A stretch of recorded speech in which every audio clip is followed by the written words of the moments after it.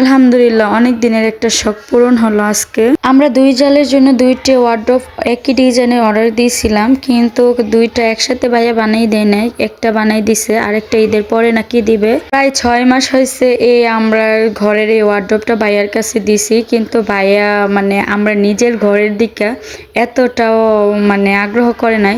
যেহেতু এখন ঈদ আসা পড়ছে তার জন্য বলতেছে ভাই একটা অন্তত পক্ষে উঠাই দেন, আরেকটা না হয় ঈদের পরে দিন।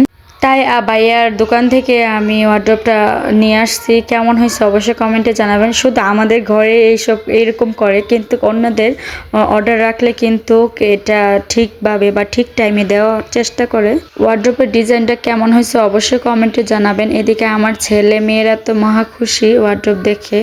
আসলে এটা হলো আমার ভাসুরের পছন্দ। ভাইয়া একটু মানে সিম্পল ডিজাইনটাই পছন্দ করে বেশি, এটা ভাইয়ার পছন্দ।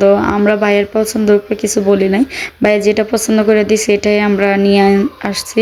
এখানে পড়ার টেবিলটা ছিল, এটাকে আমি অন্য রুমে রেখে এটার মধ্যে আমি ওয়ার্ডরোবটা দিয়ে দিছি। এবং ওই এদিকে মানে এত দিনে আমার রুমটা একটু পরিপূর্ণ লাগতেছে।